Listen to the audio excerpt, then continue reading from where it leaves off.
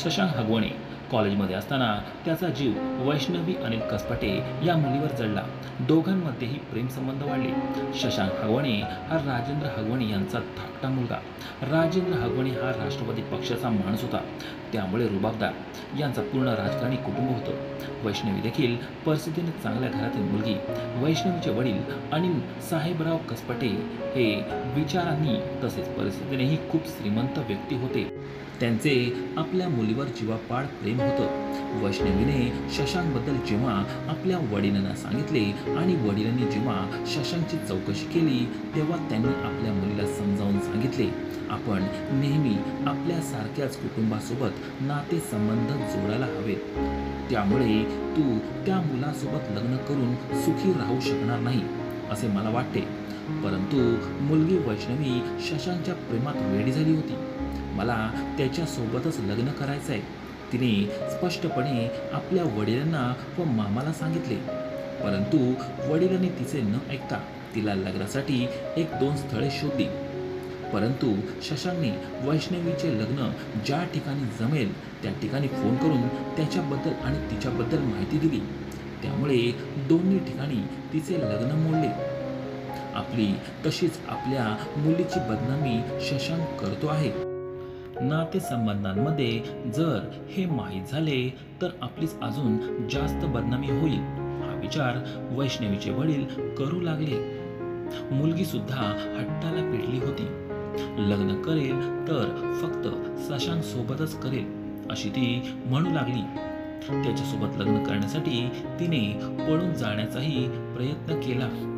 परंतु आई वडिलांनी तिला थांबवले आणि तिच्या सुखासाठी मनात नसतानाही या आई वडिलांनी आपल्या वैष्णवीचं लग्न शशांक सोबत करण्याचं मान्य केलं. दोघांच्याही कुटुंबाच्या संमतीने आता शशांक आणि वैष्णवीचा साखरपुडा झाला. दोघेही खूप जास्त खुश होते. साखरपुड्यानंतरच लग्नाची तारीख ठरली आणि लगेचच वैष्णवीच्या सासरच्या लोकांनी त्यांचे रंग दाखवायला सुरुवात केली.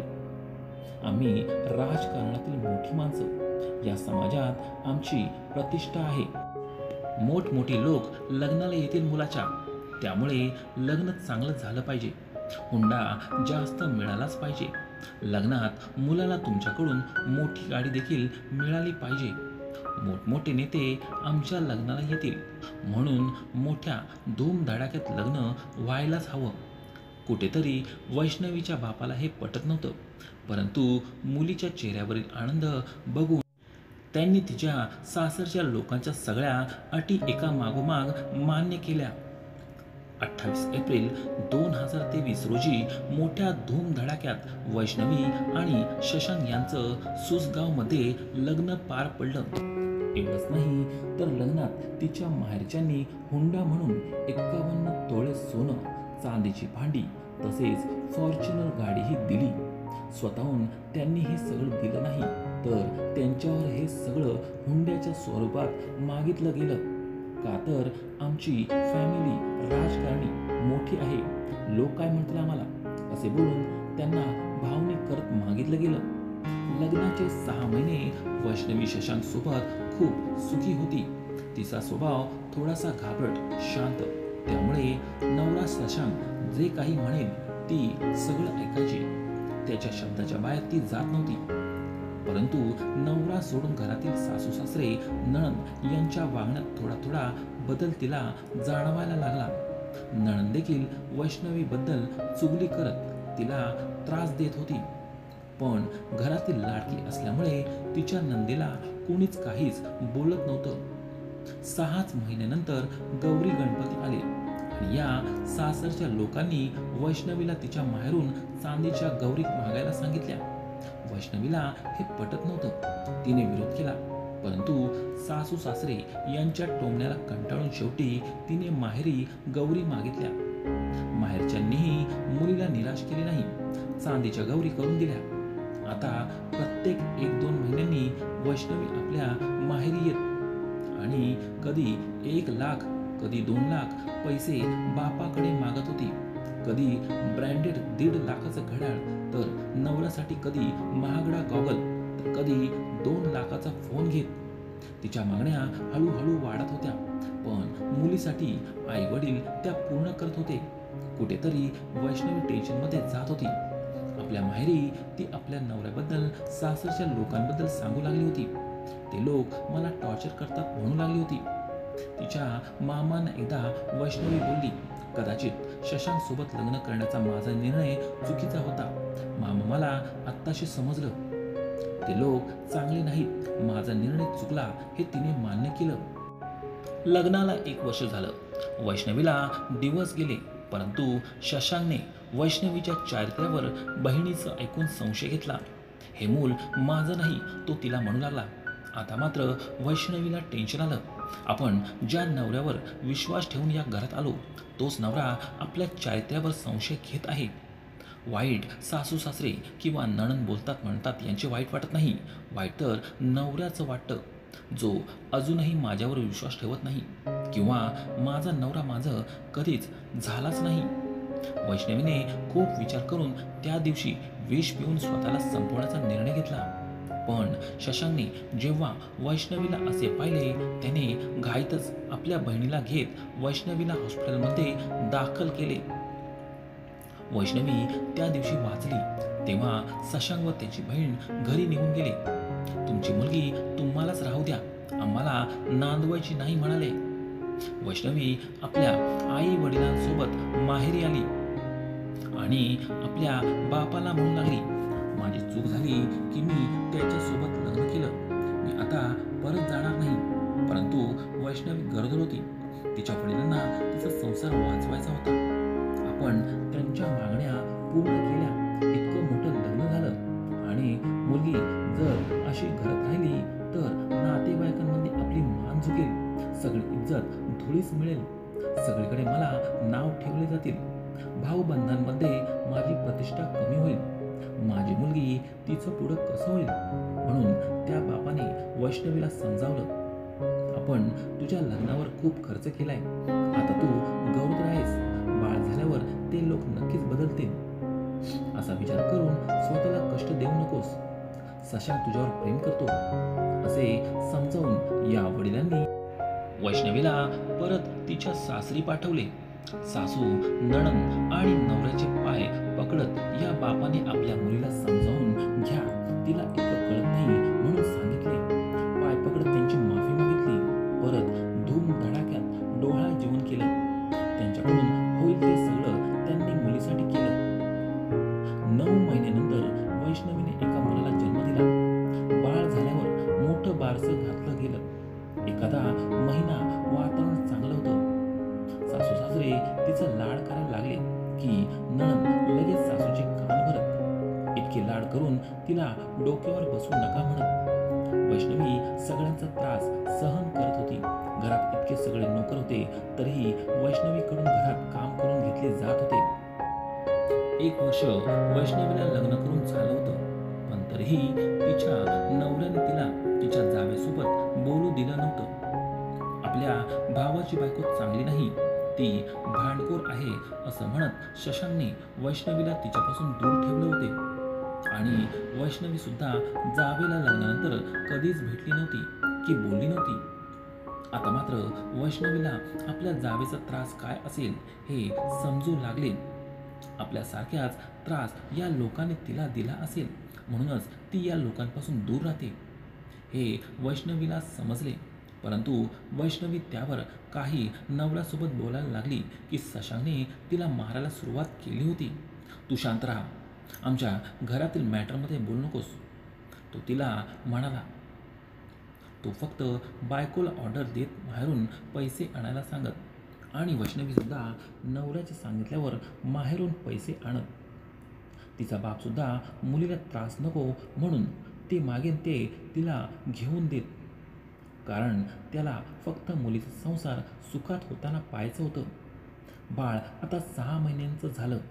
वैष्णवीचा त्रास मात्र काही कमी झाला नव्हता. बाळाकडे पाहून ती जगत होती, परंतु तिची नणंद सासू तिला त्रास देत होते. आपल्या घरातून निघून जा, आम्ही आमच्या बाळाला सांभाळतो असे ते म्हणत होत्या. आणि त्यांची साथ शशांक देखील द्यायचा. तोही बायकोला टॉर्चर करायचा. तिच्या चारित्र्यावर वारंवार संशय घ्यायचा. सासराही काही कमी नाही. तोही या सगळ्यांमध्ये वैष्णवीला रागवायचा आणि बोलायचा. आता मात्र हा त्रास तिला सहन होत नव्हता. बाबा, मला शशांकसोबत राहायचं नाही, ती म्हणत होती. परंतु तिचे वडील समाजाच्या भीतीला घाबरून तिला समजावून सांगायचे. परंतु आता तेही वैष्णवीच्या सासरच्या मागण्यांना कंटाळले होते. त्यामुळे ते आपल्या मुलीला म्हणाले, आपण नक्कीच यावर काहीतरी निर्णय घेऊ. तू काळजी करू नकोस. त्याच दिवशी शशांक आपल्या सासऱ्यांकडे गेला आणि 2 कोटी रुपयांची मागणी केली. मला फ्लॅट घ्यायचा आहे असं तो म्हणाला. तेव्हा आपल्याकडे इतके पैसे नाहीत असं वैष्णवीचा बाप म्हणाला आणि शशांक रागातच तेथून निघून गेला. आणि या गोष्टीचा राग तो वैष्णवीवर काढू लागला. तिला रोज मारू लागला, टॉर्चर करू लागला. वैष्णवी रडत होती. तिने आपल्या मैत्रिणीला फोन करून आपण खूप मोठी चूक केली आहे, शशांकसोबत लग्न केलं अशी ती म्हणत होती. मोठ्यांचं ऐकून दुसरीकडे लग्न केलं असतं तर आज मी खूप सुखात असते असं ती म्हणत होती. फक्त बाळासाठी जगावं लागत आहे अशी ती बोलत होती. सासू सासऱ्यांपेक्षा नवऱ्याने समजून घेणं महत्त्वाचं असतं. माझा नवरा कधी माझा झालाच नाही म्हणून तिने अश्रू गाळत होते. तो आपल्यावर संशय घेतो अशी ती म्हणत होती. त्या दिवशी ती खूप डिप्रेशनमध्ये होती. असेच त्रास सहन करत दिवस चालले होते. त्यावेळी तिच्यासोबत काय झालं कुणास ठाऊक, पण जेव्हा तिच्या रूमचा दरवाजा खोलला तेव्हा ती बेशुद्ध पडलेल्या अवस्थेत शशांकला दिसली. घाईतच शशांक आणि त्यांच्या कुटुंबाने तिला हॉस्पिटलमध्ये नेले. शशांकने वैष्णवीच्या मामाला फोन करून वैष्णवीने गळफास घेतला म्हणून सांगितले. मामा व वैष्णवीचे आईवडील घाईतच हॉस्पिटलला आले. डॉक्टरांनी वैष्णवीला मृत घोषित केलं होतं. तेव्हाच त्या वडिलांना आपल्या मुलीच्या अंगावर मारलेले निशाण दिसले, जखमा दिसल्या, डोक्याला मारलेलं दिसलं. आणि आपल्या मुलीनं गळफास घेतला नसून तिचा या हगवाणी परिवाराला खून केल्याचा आरोप या बापाने लावला. सासरच्या लोकांनी हुंड्यासाठी तिचा छळ केला आणि त्यामुळे मुलीचा जीव गेला असा आरोप तिच्या आईवडिलांनी केला.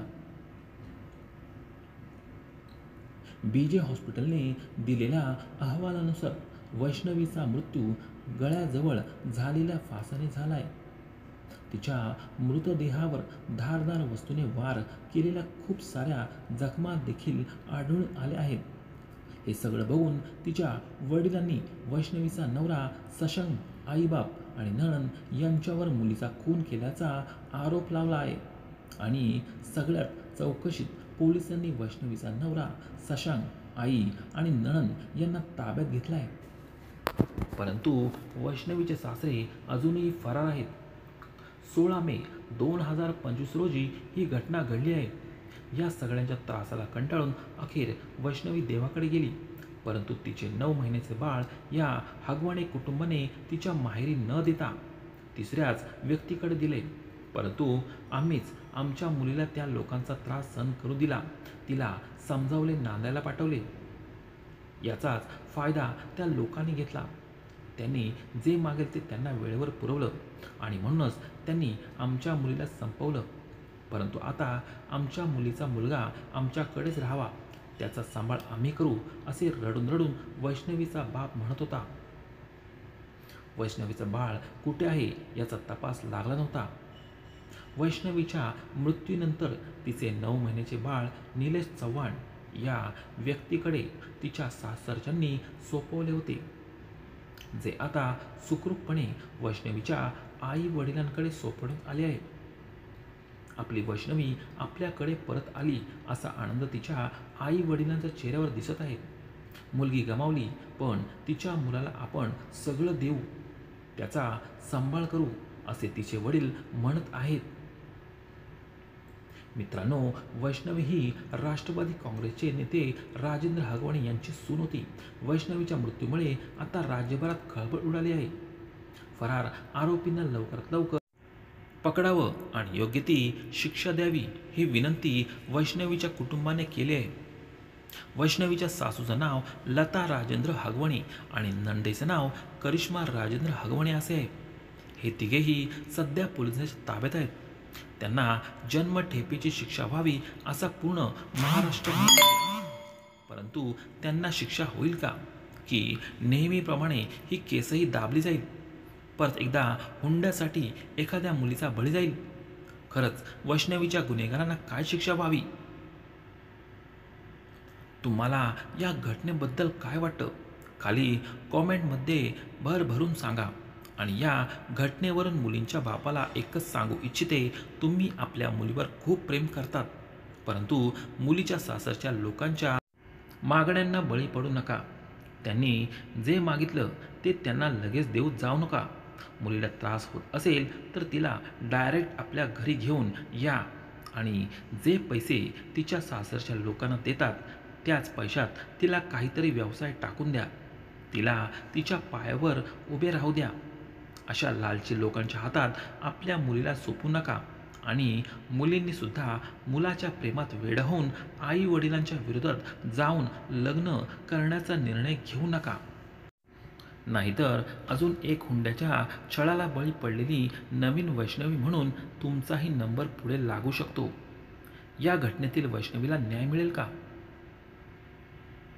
मित्रांनो, या घटनेबद्दल तुमच्या प्रतिक्रिया नक्की द्या. व्हिडिओला लाईक करा आणि चॅनलवर नवीन असाल तर सबस्क्राईब करायला विसरू नका. धन्यवाद.